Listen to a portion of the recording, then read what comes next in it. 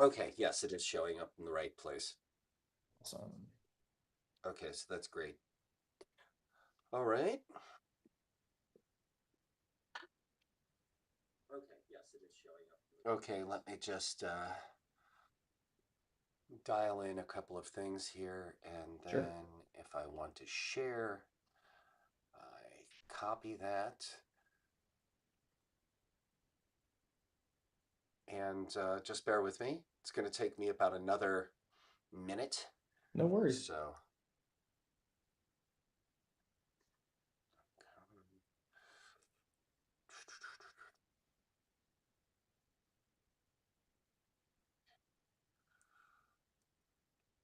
link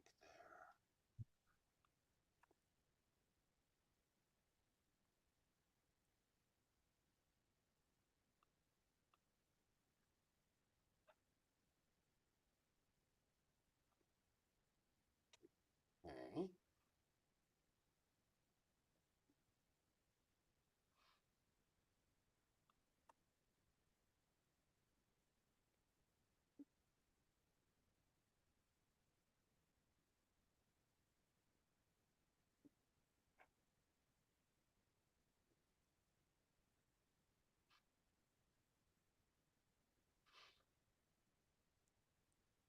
That actually does work better for our purposes. So here we go.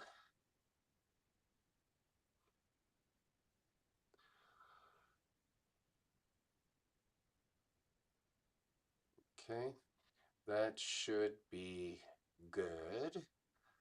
Now, one more thing I have to do is yes, pin that. And one more thing, and we'll be good. And we'll be ready to go. Awesome. There we go.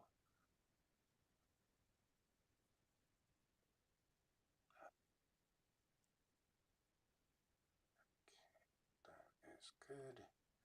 Now let's get rid of that.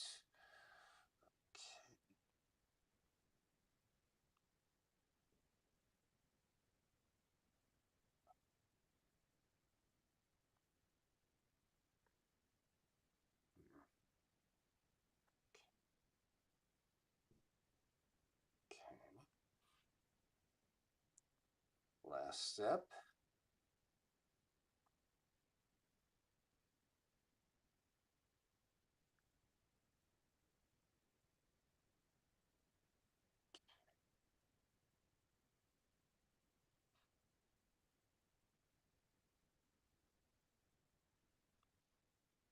Okay.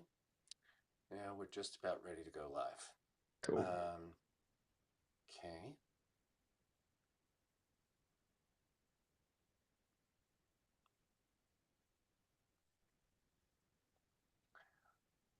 Okay. There we go. So anybody who's watching on YouTube gets to see me going through that. No big deal. That's awesome. Gives a little inside baseball there. It's good. Yeah, exactly. It's kind of fun. All right, so let's get going. I'm gonna Cool. press record here All right. and save it to the cloud, and then we're gonna let everybody in, and we'll get started. Here we Awesome. go.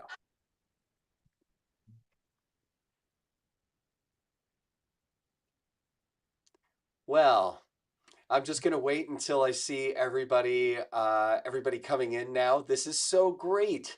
Thank all of you for being here. This is the second Sync Cafe that we're having with the relaunch of the Sync Cafe. We're doing it twice a week. And what we're going to do is every Monday, we're going to focus on technology. So I'm calling it Sync Tech Mondays. But we're going to have a lot of different things happening. The first few of these are going to be one-on-one conversations. And I'm so excited to kick this off with the founder and CTO of Soundstripe, which is a company that provides music for a lot of audiovisual production, music supervisors, and people across different types of media. Um, Trevor Hinesley, thank you for being here with us today. Thanks for having me. Looking forward to chatting a bit.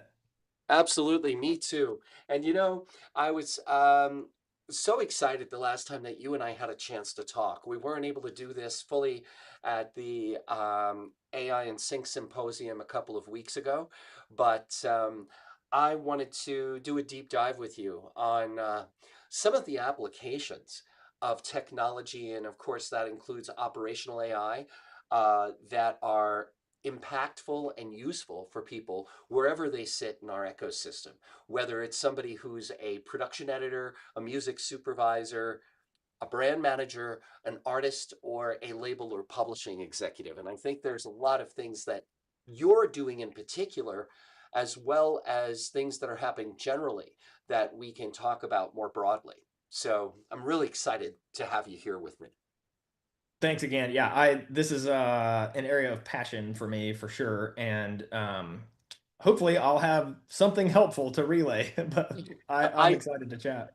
I definitely think you will. I mean, I look at this and what you're doing as a competency that's in in I would say three ways, because you're somebody who is a creator, is a musician, is an artist, but you're also somebody who has built a platform that is servicing people in the production environment in our industry by providing them music on a general level. Yeah, But the thing that you're doing with those two competencies is focusing technology to help people to do their work better and more efficiently. So give us a little bit of an idea of who you are and what Soundstripe does, and an introduction to your feelings around the usages of operational AI and technology more broadly to help people to do their work better. absolutely. So, yeah, my name is Trevor Hinesley. I am one of the co-founders. There was three of us, the Three Stooges of Soundstripe. Um, I'm a former touring and session musician, so my entire career has been spent basically at the intersection of music and technology. I have a degree in audio engineering and computer science, and the entire time I toured, I worked remote as a software engineer. And one of the pain points that we were trying to solve with Soundstripe, frankly, was selfish. It was our own. Like we, all three Yep. of us were former touring and session musicians. My business partner Travis, I mean, he had played for fiddle for George Strait and Willie Nelson, acts like that. And then my business partner Micah was a rock guitar player like myself. And we all had the same pain point of, I mean, we all know this, but it's very difficult to make a living in music, especially as an Yep. artist, as the industry keeps evolving, right? And for me, this was very acute at the time I met Micah and Travis. I was still touring full time. They, funny enough, had moved to driving tour buses. So Micah was um, he was still, this is crazy. He was still in the same band, but he actually moved from playing guitar to driving the bus because the day rate was greater for the bus driver than it was for a guitar player. And Travis, he drove the bus for all sorts of acts, Alan Jackson, yes, things like that. And when I met them and I was touring, I had just gotten off of an arena tour, actually, the first for example, anecdotal, I guess, but we played at the Georgia Dome. It was my first stadium show. There was like 38,000 people there, and my paycheck was $50 with a $20 per diem, right? So the reality of it was very real, and we felt like all three of us just felt like there has got to be a better way because as Yep. a musician, right? The model where you become the 0.01% and you become a, name big act, a Katy Perry or a Backstreet Boy or whatever it is, right? That is so slim to none. Like that's not, now there are plenty of working musicians and always have been, but we just felt like maybe we could help expand that middle, right? The middle Right. class working musician area. Like we weren't trying to make the next Katy Perry or whoever, right? That's not what Soundstripe was about. It was more so of everyone with an iPhone was becoming a video creator. This was 2015 when I met Mike and Travis, and they were working on this idea. TikTok wasn't even really on the scene yet. But what we were doing is trying to take, okay, if everyone is trying to become a video creator, right? And you had some awesome platforms like a music bed, for example, that was kind of, changing the shape of what people thought of as stock music or royalty free music, kind of a misnomer, but that's how people think of it, right? Mm-hmm. And we felt like, well, maybe we can bridge the gap on the usability and affordability side, right? Because if you're at the time, we were focused on wedding videographers and churches and nonprofits. Those were sort of like the three main personas we started Soundstripe for and focused on because they had restricted budgets, but they Mm-hmm. really cared about high quality content, all three of those, right? And a lot of times they were doing high output content, like Mm-hmm. wedding videographers maybe doing it every weekend, right? Churches every weekend, same type of thing. And paying for a single use license every single time you do one of those projects can get very expensive when you are budget restricted. Yep. So our network was musicians, producers in Nashville, and we felt like, hey, let's build an incredible catalog of music. And instead of focusing on purely on more of the traditional sync landscape where it's high ticket placements and things like that, we'll do more of like micro sync, right? These smaller videos. So that's sort of like the origination of Soundstripe. And to your last point, Mark, of how we're sort of thinking about and using operational AI, that's been an interesting journey, probably over the last 6 to 8, 9 months for Soundstripe because we have completely turned our business into an AI native foundation. And what that means is from the inside, like we are using AI for like everything we're doing operationally as a business, right? We have 100% human made music. Like that is sourced directly from human artists that we work with. Um, we I mean, I'm an artist myself, so are my co-founders, right? So we very much value the human element and sort of that intangible human connection, part of the human experience that I believe makes human music so special. But on the operational side, everything from admin to more of the managerial stuff we're doing to like our whole we have a very um, sort of involved turn-in process with our music because we sort of on paper act like a record label and a publisher, but we own our distribution, which is Right. soundstripe.com, right? It's like a subscription sync licensing product. And because of that, we have a lot of technology involved. A lot of it is built first party by us. We also, we have a distributor that we work with for our music to the DSPs. We do hundreds of thousands of videos to YouTube every quarter. So we have a whole piece of technology and a partner that we work with to help programmatically clear and apply claims to content on YouTube. So there's a lot in there, and we have a lot of we now have a lot of AI baked into those systems that is helping us do that at a scale that was tougher with just traditional, more static automation, right? Um, so there's a lot more to talk about there, but that's sort of the primer for who we are, what we do, and how we've started dipping our toes into AI. This is all fantastic information, Trevor, and I think it's really important for people. This is part of my evangelization in general, but it's really important for people to see the dichotomy between generative and operational AI.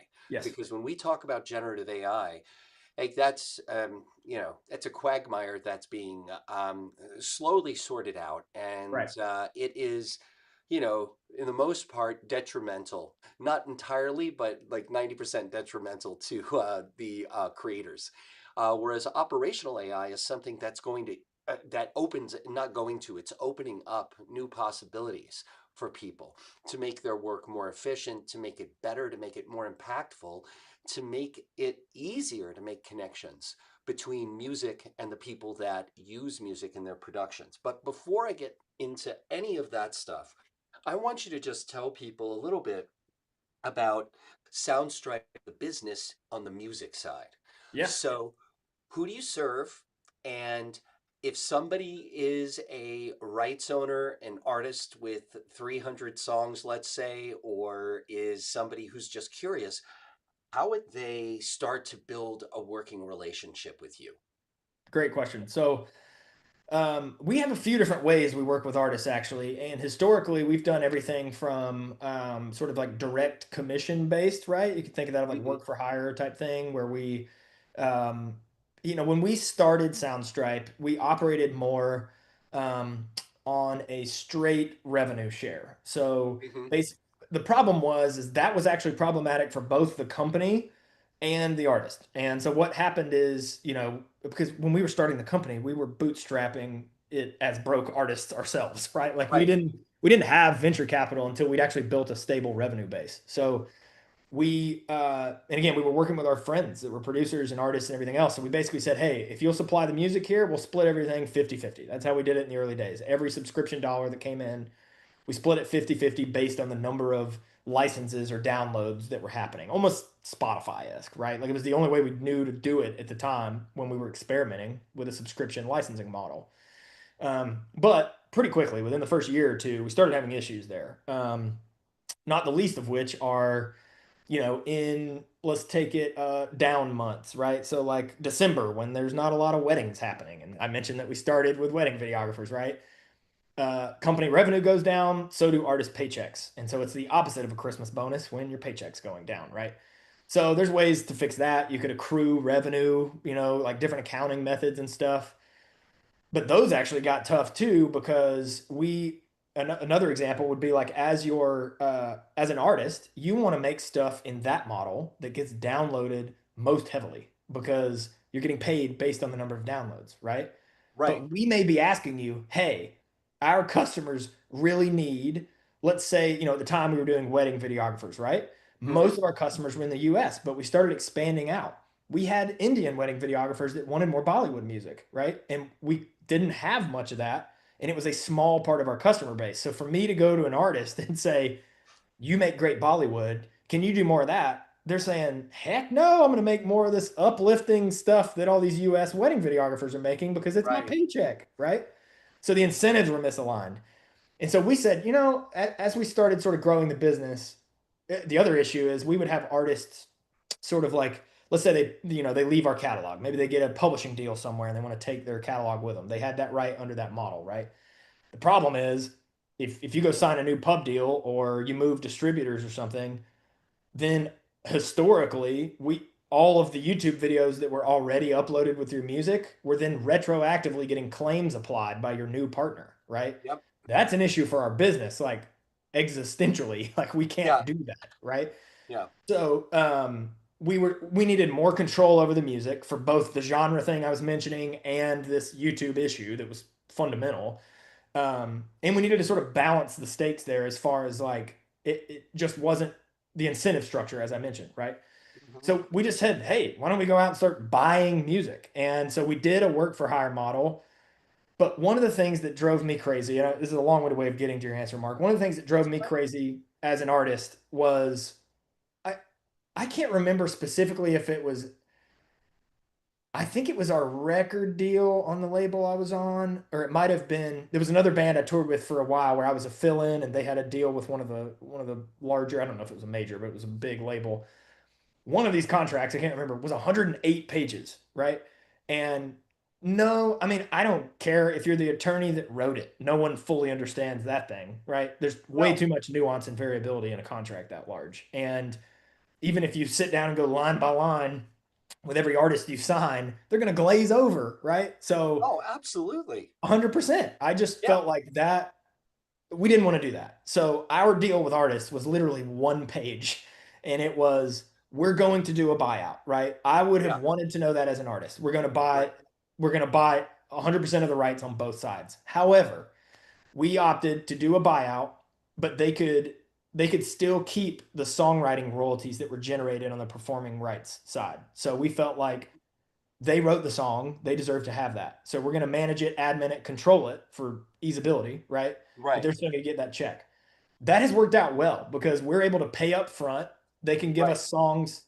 If it's a song they want to be their main project's next single, they didn't have to sell that to us, right? Exactly. It's Yeah. totally up to them. It's not a record deal or a songwriting deal where if I'm uh, writing a song at 2 a.m. in another country, my songwriting deal says the entity I work with owns it, right? And that's Yeah. great for those structures. But for us, we didn't want to do that. We weren't trying to be a traditional structure. So anyway, we set it up that way.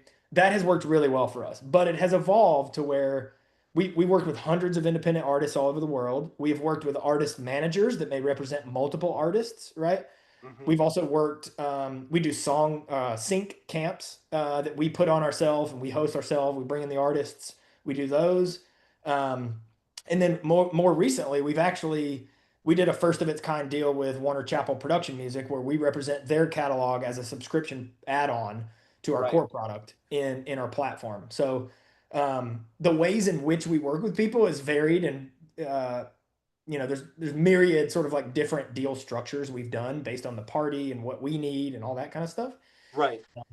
But we have a music team. Josh Collum is the VP of that, and they Sure. sort of oversee all those relationships. So if you are interested actually in any of what I just mentioned, certainly reach out to Josh. It's josh.collum, COLLUM at soundstripe.com, and I'll put that in the chat. Okay, and I'm just taking a note. So, I mean, I know Sure, Josh, but I'm taking a note so that I give it to people after the session. sure. And then on the user side, how do you guys work with people? I imagine that it depends on the size of the Totally. production organization. It depends on the kinds of music they want, because I would imagine you have a very different relationship with these wedding photographers and videographers than you would with, let's say, working with, Bill Bowen's team at Sure. Amazon. Sure. Yeah. 100%. And we do work with all of those types, right? So we Yeah. have everything from hobbyist YouTubers that have a dream of being a creator all the way to Fortune 100s, right? We are and we started as one of the first subscription sync licensing products, right? Yep. Um, and we do offer a la carte licenses. We have a lot of supervisors that use us for that. We we we work with indie filmmakers that use that. There's different structures that work better there than a subscription model. So we do offer both. And yes, for our larger brands, we have different things that support them.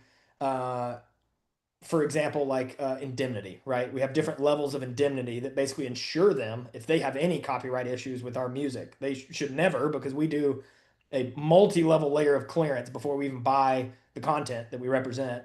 But then beyond that, we have indemnity that we supply to them, where we basically insure them for any issues that happen, right? And that is reserved for our larger brands that would naturally have more exposure there, right?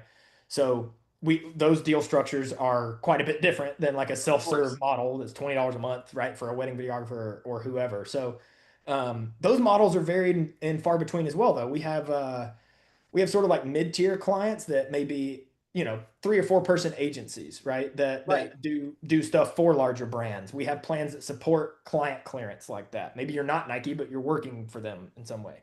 Right. um, we also have things like we have like a creator plan that is focused specifically on YouTubers, right? Because Yep.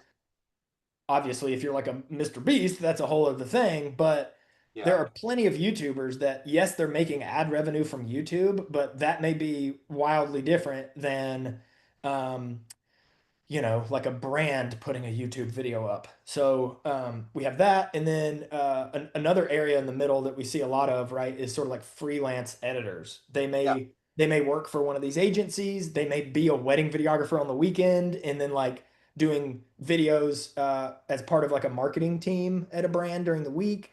Um, it's the personas are pretty wide. And honestly, as we've grown the business and expanded beyond, we have customers in like 160 something countries, and trying to dial in our offerings is not just who are we selling it to, but it's what type of work are they doing, which Yeah. can be a combo of these things, right? So that's kind of how we operate, both subscription and a la carte. Yep. That makes sense. I mean, it's exactly what I would have supposed, but it was good to have Sure. you break it down for everybody. And so, for everybody that's here, whether you're on the, I always call it the buy side and the sell side. It sounds so transactional, but ultimately it is. Ultimately it is. I mean, we're talking about creative content, but ultimately it's the buy side and the sell side. Yeah. If you're interested in either side, get in touch with Josh if you're on the creator/sell side. And if you're interested in the buy side, I think, well, I don't know. Who should I tell people to get in Great touch with question. you Yeah, or? you honestly, depending on what your needs are too, you can go straight to the website. You may be like, again, we even have music supervisors that buy straight through there. Like we have a few different types of licenses that can support things. ranging from digital use to broadcast that you can Right. do through there. And then if one of those licenses, for whatever reason, the terms or whatever don't support you, we have a whole. You can literally just hit the live chat. We have a whole client success team that can work with you on getting exactly what you or your client may need for a particular project, for distribution, for terms, whatever it may be. Yeah, Awesome. yeah, All right. So and now that we've given everybody a little bit of an idea of how you work with content creators and how you all generate revenue, let's talk about let's talk about what you've been doing with AI, yeah. because you know there's just so many ways that you can apply what is available in terms of AI tools to help people to better refine their workflow and to scale up. And that goes for the provision of music, but it also goes for working in the production environment if you're an editor or music supervisor. And I know from our conversations that you've been doing a lot of work around that to enhance the overall feature sets that your clients are able to utilize in their business and their workflow. So, give us a little bit of an introduction to how you started to orient the company in that direction, and then what were some of the first practical steps that you took, and then we'll talk about the applications. Yeah, I love that. Okay, so I would say our first foray into anything AI were actually, these are more like features for our consumer-facing product, right? Yeah, We were one of the first that had like a prompt-based search because we built ours to be like conversational. It's almost like a assistant that you're talking to, and it's helping refine the search results for you, that kind of stuff. But where it really opened up for us, and what I think is most interesting to this group, is what you're referring to, which is like the operational side of actually running our business, right? right, Um, we are doing everything, and again, we're kind of a particular breed of company because of the fact that we operate like a traditional label and publisher as far as the rights ownership piece. right. But because we have our own distribution channel, we also earn royalties. Like I like to think of our royalty engine as like we have built a scaled up penny vacuum, right? And we do things at a scale and a volume that like any single artist, it'd be really tough to do that. And so when we work with artists, the whole thing of them sharing in the performance royalties is they benefit from that engine we've built, right? Yeah. And so one of those though is that we have very strict turn-in standards around like we take even the way the music is turned in, Yep. right? It needs to be recorded at original 48K 24-bit sessions. We have uh, uh, we do our own stems in house. So Hmm. if you're familiar with J.R. McNeely, he's a Grammy-winning mix engineer. He's been on staff with Soundstripe for years. He does a lot of our mixing projects. Um, like Aaron Sprinkle, platinum-selling record producer, he's on staff with us. He helps. Um, he's a composer, but he also kind of contributes to um, sort of like what our standards are, right? Like Sure. we're all sort of like audiophiles at heart, and so we do our own stems in house, we do our own mixing and mastering in house, and part of that though is when the files actually get turned over, that's really just the start of it because it goes through the whole mixing and mastering process. We have a proprietary tagging system we use in conjunction with some AI tagging tools we use as well. But all of that gets put like the artist delivers it, through like a Dropbox type thing, right? File Right. storage. And that has all the things we require, which also is like a spreadsheet that has metadata that we need, right? Of Artist course. info, right? IPI, all that stuff. Okay. But that has to get translated into about 10 different ways because those files not only need to get uploaded to our distributor for DSP distribution, right? They Yeah. also need to go to our app. Again, we own our own distribution, so we have our own custom portal for uploading music, which has all the tagging features, the organizing the files for our users, um, setting up some parameters for the music for it to be used either through we have a mobile app, our web interface, and we also have an API that a bunch of these other products and services that sort of like um, they white label our music in their apps, right? They use that. So what happens is used to this was a very manual process. You're talking like, I don't know, 20 or 30 hours a week of one person's time just to deal with turn in and administration for all of this.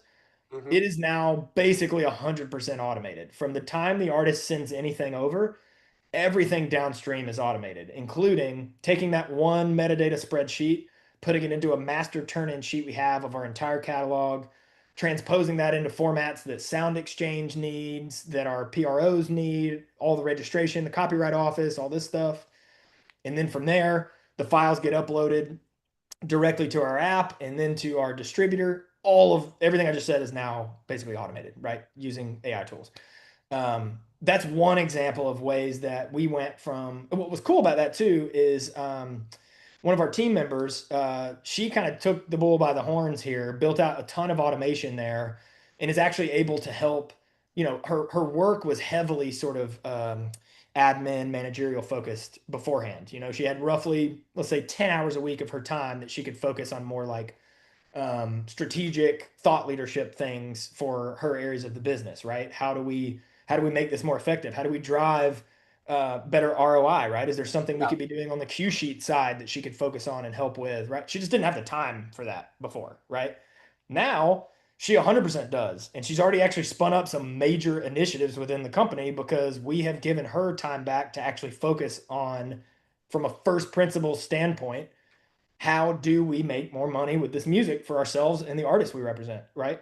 yeah, Um, and so that's like one I think that'll probably be most applicable to this group is that entire admin managerial side, because it went from a lot of these tools, for example, whether it be a PRO website or whatever, they all have like a lot of these are not set up to have like some way to programmatically push information to them, right? You got to go to that's their right. form and do the whatever. And Yeah. she spent a lot of time dialing in an AI agent to do a lot of that for her. So, um, anyway, that's one prime example of how we're using this, particularly in the royalty administration side. Yeah. That's fantastic, and that's a really good example of the way that you can utilize AI in a smart way to help people to scale, number one, and make processes vastly more efficient. But the end game, and I love that you talked about this, is that it frees up time for people to work on things like their creative work, Yeah. thought leadership, marketing, doing the things that humans need to do Yeah. and need to oversee. Whereas, these sorts of tasks, you can have an AI system do them, and as a human, you still have to oversee that the output is good. 100%. But Yep. this takes, I would say, probably about 60% of the work out of what used to be really a very time-consuming process. Because when you're Yes. talking about getting a spreadsheet of hundreds, let's say 100 songs, Right. a spreadsheet with all the metadata. You're getting WAV files. Maybe somebody gave you MP3s with metadata, but that could be worse because you're going to have to go through and make Sure. sure that everything is lined up. And then once that happens, then you have to actually onboard it to the system. Yep. Now, a lot of those processes are obviated. So that's a really amazing application of AI to save time and to provide something that's more accurate output. Now, I know that this is just scratching the surface, though, because I know that you're working on other things that I think are actually really cool, where you're helping people. Like, let's talk about people on the production side. Yeah. Um, if I'm somebody who's a music supervisor or I'm a video editor, you've got some interesting tools that can help me to accelerate, the process of integrating music into my projects, number one. But number two, also help me to um, discover music, to Yeah. categorize it, and to sync it into my work. So tell us a little bit about some of those tools that you've been working on. Yeah. So the one I mentioned earlier, we call it SOUP, SUPE, because it's kind of like Right. a AI assistant slash supervisor type tool, right? Yeah. It's really a search assistant.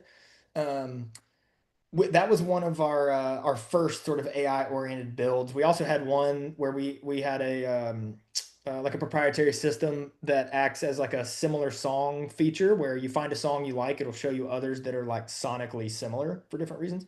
Um, But where this has really gone is we just released, gosh, a month ago maybe, our first patent pending application. It's called Soundstripe Live. I am really proud of it. Labor of love.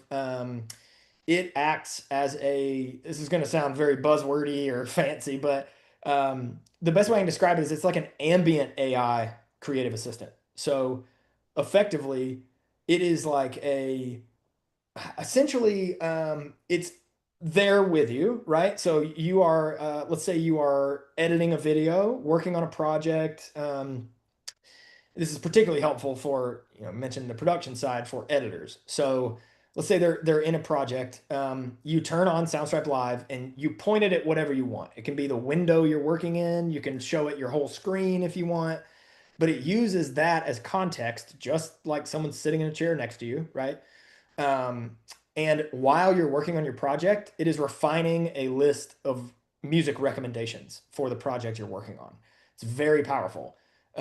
So if you've got uh, for example, let's say you are editing a video and the system, sees someone running in the woods, right?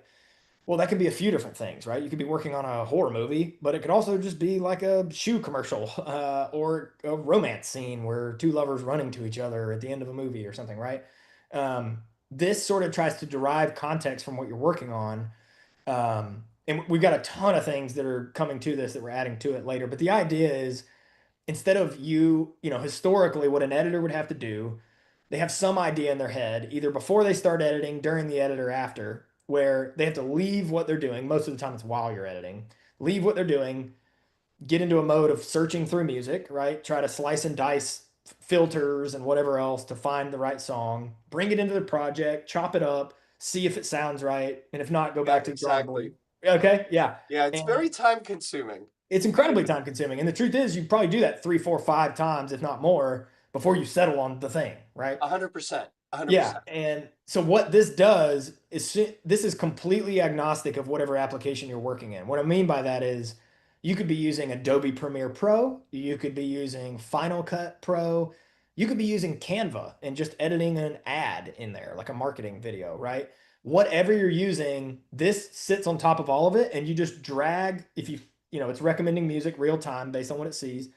When you find one you like, you click a license button, it downloads to your computer, and you drag it out right into the app you're working in. It's kind of like magic. I mean, it's right there with you.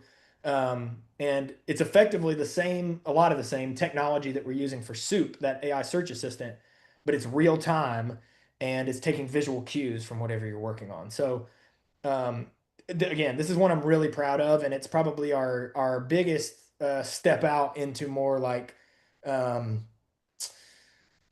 more of it's doing the same thing you were doing historically, right? It doesn't mean you Yeah, can still go to our site and filter down as far as you want and all that. It doesn't take any of that away from you. It's just let's say you got a time crunch and you're working on a project, or the other thing that I'm excited about with this is we're going to be adding the capability to build out sort of creative profiles or brand profiles that you can pull on. So when you start a session in Soundstripe Live, it's watching what you're working on, but you can also refine that, right? You can, let's say you are working on a commercial. You can give it instructions around what it is you're working on, the things you're trying to evoke through this, maybe what your client cares about if you're working on a project for a client.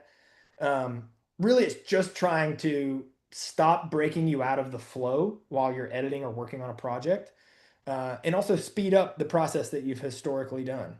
So that's to me, that's probably the most recent, most advanced example of some of the stuff we're using AI for in our actual production facing product. that's amazing. I mean, this is just the type of, you know, just the type of functionality, just the type of thing that can really free up time for people in the production environment. Because, for those of you that haven't been in the production environment, you go into an editing bay, it may take you to go over 10 minutes worth of a film or 10 minutes worth of a series, an entire day, Yeah, just to, easy, go back and forth with the music. You've got totally. 5 people in the room working on different things and tweaking them. If you have something like you said, where you're able to go in real time and get a series of choices. it takes that time and probably gives you about 50 to 60% of your time back. So then Yep. you can do more efficient work in terms of editing.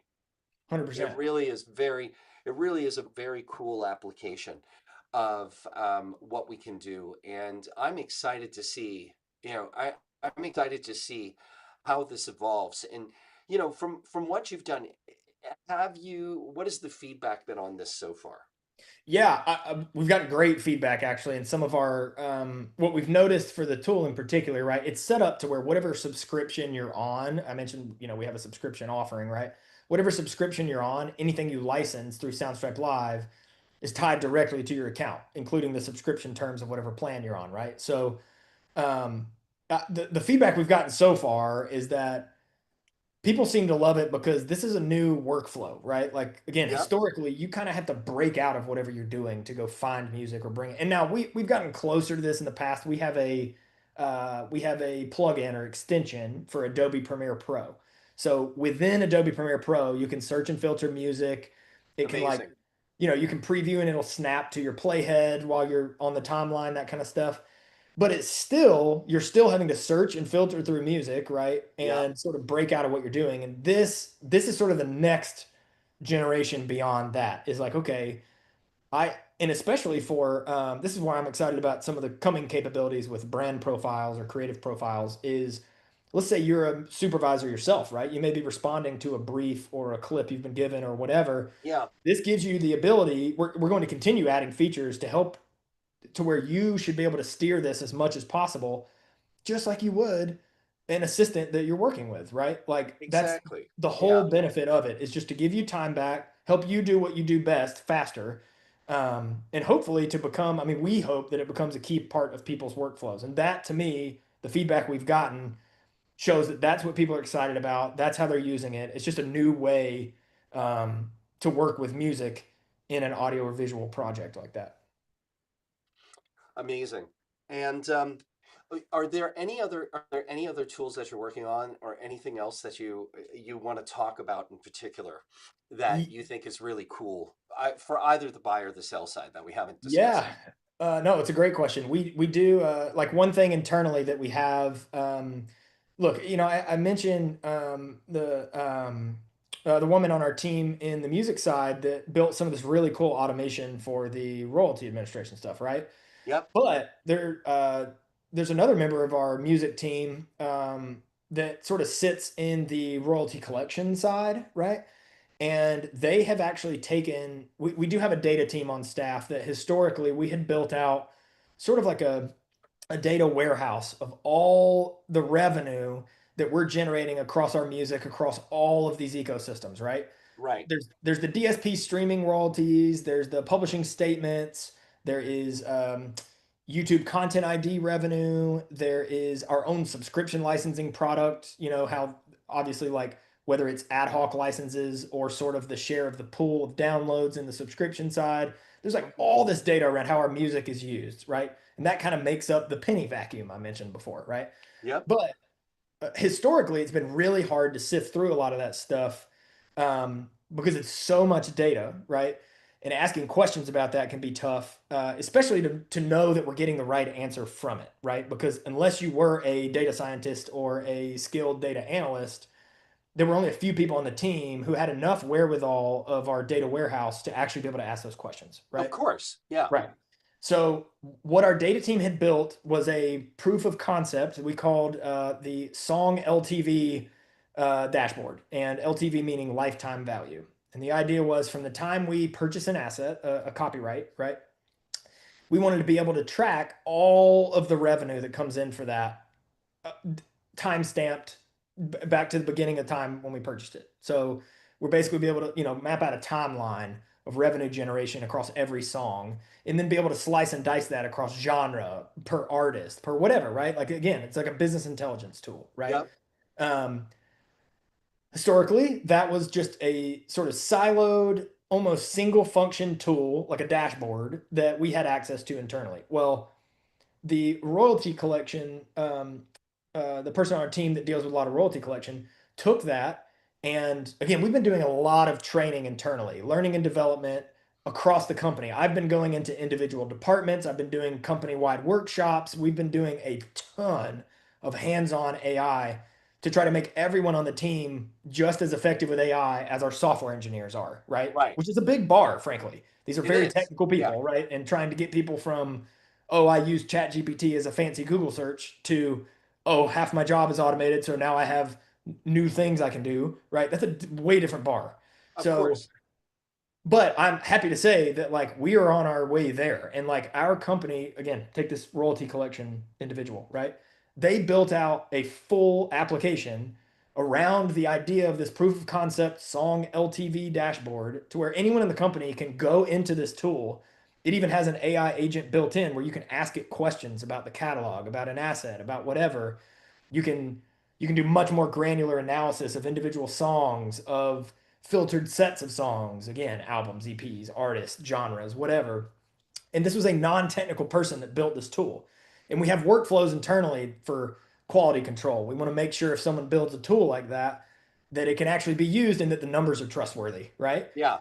Because they're non-technical, right? That they're not familiar with the database under the hood that is pulling info from and how it's talking to that. So we have built out, again, with training and learning and development, with new processes internally, and frankly, with giving people freedom and responsibility. Like there's a lot of autonomy internally to use AI. And so we've encouraged people heavily to tinker, like just experiment, to try. We've given space for that. We've done these workshops, we've done demos, we've done live experimentation together where I will bring on someone from the team and they'll have like a pet project they want to work on and we'll just do it live in front of everyone in the company so they can see how would I even get started with stuff like this, right? That's that song LTV thing that has now become an entire tool that we can use internally. It was made it partially by a non-technical person building on the former. Um, that kind of stuff. There's dozen of instances of that kind of thing across the company, not just in music. Again, I'm focusing on things that are specific in music, but even on our marketing team, our sales team, we have an automated AI sales agent that every time a sales or sync licensing, whether it's traditional sync deal or it is one of these brands that needs a subscription, as soon as the call hangs up, there is an automated sales agent that then talks to whoever the sales rep was and coaches them what they did Mhm. great, what answers could have been at, or what questions could have been asked to dig further on pain points, how they might have negotiated better, right? There's Yeah. all sorts of things. So we have these all across the business, and it's not like there's one person in the company that's going around building all this automation or something. These are like we've empowered people, but also set the expectation and the standard that like we are all doing this together. Individuals are doing this themselves, right? Right.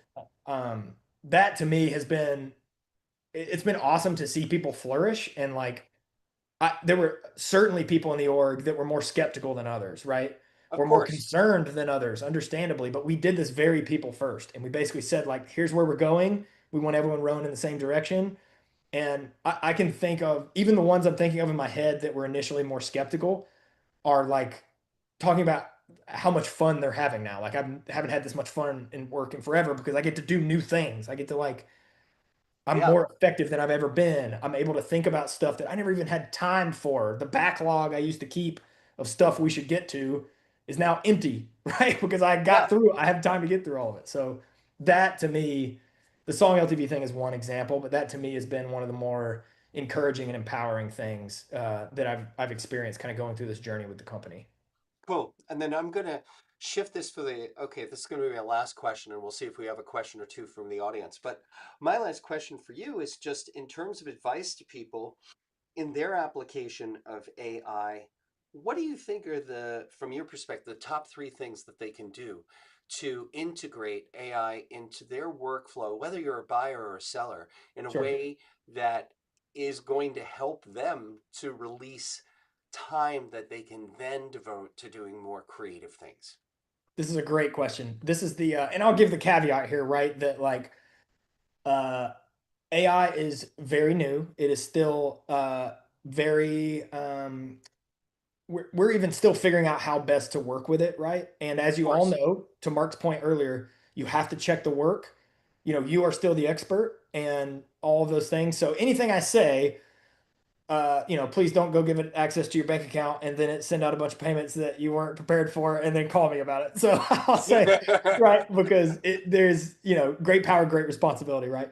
Yes. What I would say with this is sit down with your agent of choice, whether it's ChatGPT or Claude. My preferred is Claude. ChatGPT is also amazing.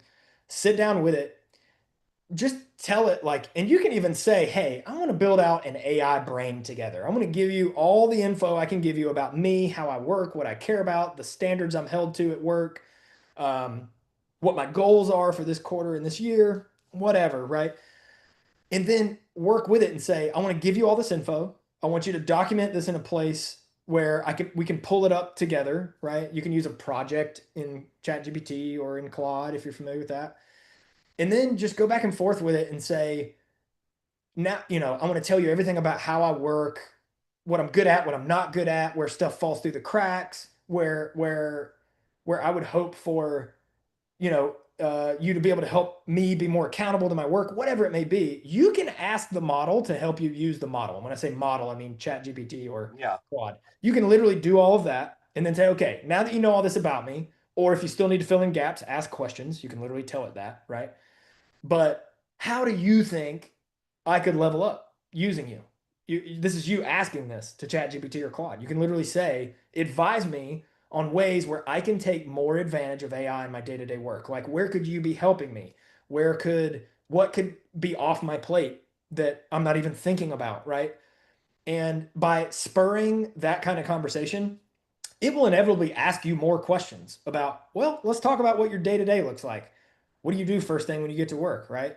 Do you hit inbox zero every day in your email? If no, that's a great place to start. It can help you triage it every day automatically. There's a connector where you just connect Gmail and it can look through your inbox for you. Again, great power, great responsibility, right? I'm not saying have it send all your emails for you. Oh no. Yeah, but it's just doing this. If you take nothing else away from today, use the model to use the model. Literally, like if you don't know how or where to start, tell it that. Literally say, I have no idea where to start, but I want to do more with AI. Ask as many questions as you can to like help me get there and help find areas where I could use you. And it will. Like that is a very powerful unlock, is just take the questions, uncertainty, gaps you have to the tool itself. And because of how these are built, it can help you solve those. You don't need someone sitting next to you for that in many cases. Absolutely. And this is and I think that's really good solid advice. Like ask the system to help you to train it to give you output that then you can use to make yourself more efficient. That's really solid advice. And I think that's actually, it's like for everybody that's working with technology, it's kind of like you take that first step for yourself Yeah. pretty early into the process, right? Where you're like, Yeah. actually, let me ask it this question. And that really, I mean, if that does not give you an excitement about the potential of working with operational AI, I honestly don't know what does, because you will get real actionable information that you'll just go, aha, okay, that's Yeah. interesting, you Yeah, know? it's incredible. And the other thing is that when it tells you, hey, you could be using me this way, you don't then have to go set up or build that. You can say, great, do it for me. And it will set it up. If it's, let's say it's email inbox triage, as I mentioned, right? You can say, that sounds awesome. Can you set that up for me? And what does that look like? And it'll say, yeah, I can do all of this. The one thing I need from you is you need to connect your Gmail with this button. Great. You do that and it'll do everything else. It'll set up the cadence. It'll set up a schedule for you, whatever. Yep. Um, it's very powerful in that regard. Yep. Okay, so Michelle's got a question here. It's a good Sure. question. Um, do you offer, this is now for people working with Soundstripe, do you offer hands-on help to those who are tech deficient to work with the platform? Because I know that there are a lot of people who have that kind of question because they're Sure. not, they're not tech experts, but they're not Luddites either. They want to do it. Sure. Yeah, this is a great question. We have actually, I'll say this too. Soundstripe has had such wild success with this internally that we have actually been exploring if there is a service opportunity or something where we would be able to give back to the industry, because there are plenty of these like AI automation agencies in the general market. But we think there's a ton of opportunity due to how admin heavy and stuff our industry is, and a lot of the relationship management um, I mentioned the email inbox triage, right? Like there's an opportunity to take advantage of AI without losing the value you bring to your clients, right? And so, uh, one thing is we have actually been exploring opportunities of exactly this thing. Is there a there where we might be able to offer something regardless? I have done some of this on the side. Yeah. So like I've done 3 workshops. I live in a part-time in a little town in Alabama, where we moved to my hometown that I'm from to raise our kids closer to family. But I'm in Nashville the other half of the time because that's where Soundstripe is based. I've done 3 workshops here for Chamber of Commerce, a young professionals group, and a financial wealth advisors clients. This is an area I'm really passionate about. I love this kind of thing. So I don't have a formal offering yet, either at a company level, or maybe more on the side or anything. But my email is Trevor at soundstripe.com. So if you have any more questions about this kind of thing, or want to go deeper, we are exploring that kind of thing.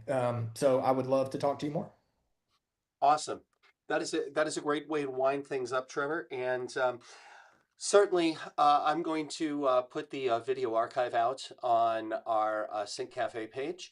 And in addition to that, I am going to invite you to, you know, be a part of our event that we're doing in LA, which I promise you has way better video setup.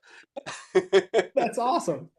Yeah, so we will get into some of these we will get into some of these issues there as well. Love that. But I'm just really I'm always happy to have the opportunity to talk to somebody like myself that is a real believer in the ability of what we can do with AI to make our lives better. And I think that that's really what I like to have the focus of what we're doing be is that you need to be aware of what the downsides of AI are and what's going on with things like pseudo and copyright infringement, but you can't Sure. let that get in the way Yeah. of your understanding of the fact that most of what's going on is positive. Yes. Totally agree.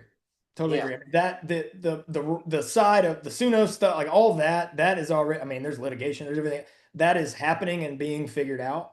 yeah, And but to your point, Mark, that's where we have really tried to. I mean, look, we're heavily disrupted by that stuff. We feel that in our own totally. industry, right? As far as Yeah.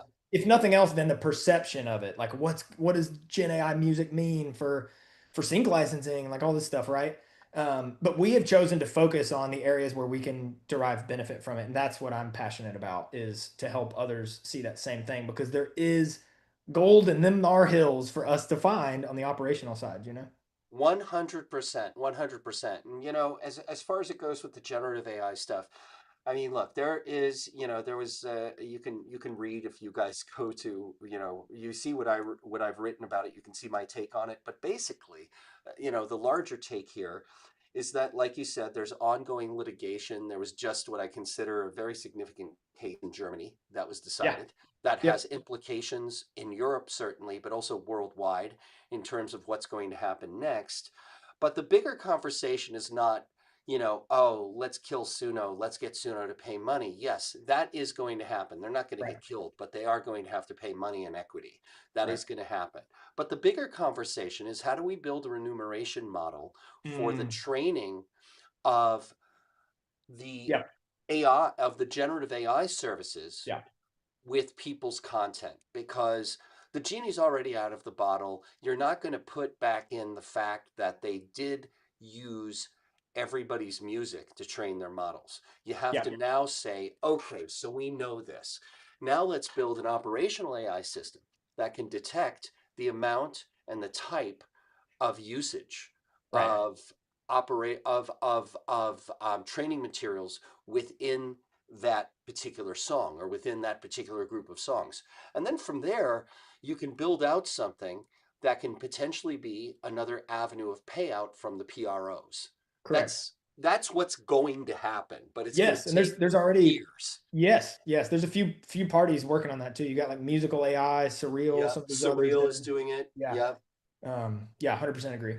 Yeah, and I mean it's like the devil's in the details of all of this, but that's how generative AI is going to shake out because there's frankly no other way other than shutting down these systems. But shutting down the systems, if you look at history a little bit, is a game of whack-a-mole. Like generative AI systems are going to pop up if you kill one. There's going to be Sure, another one. sure. So we've got to figure out the bigger question of how do we get people paid over time. And I'm convinced that, like you said, companies that are out there right now thinking about this stuff are going to solve this problem. Mm. I truly believe that. Yep, I do too. I do Yeah. too. It'll get solved. It'll get figured out for sure, one way or the other. Yeah. Yeah, but I mean, it's people have to get paid, So at the end of the Yes. day, I'm sure there's going to be some kind of a payment scheme, but it is going to take years. Yeah. Agreed.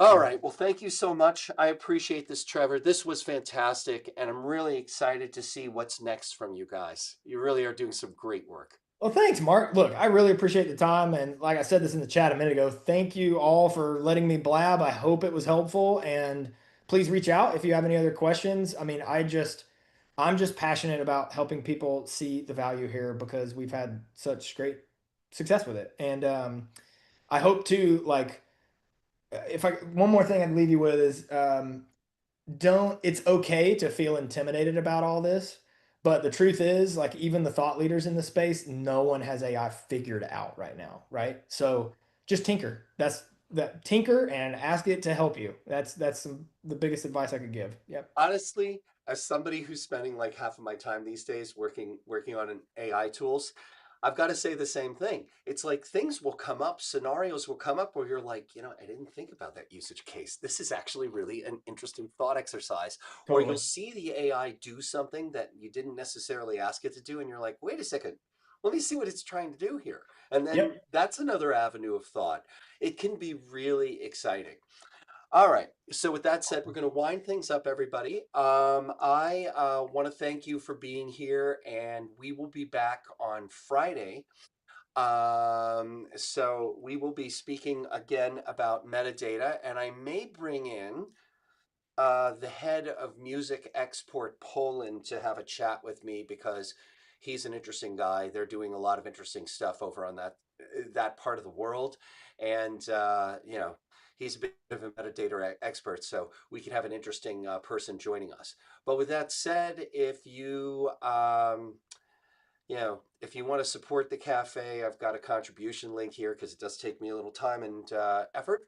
So you can go there. You can put in a penny. You can put in more than a penny, whatever it is. And beyond that, mostly I just want to thank you for being here. I'll see you on Friday. I hope you guys have a great rest of the week. And Trevor,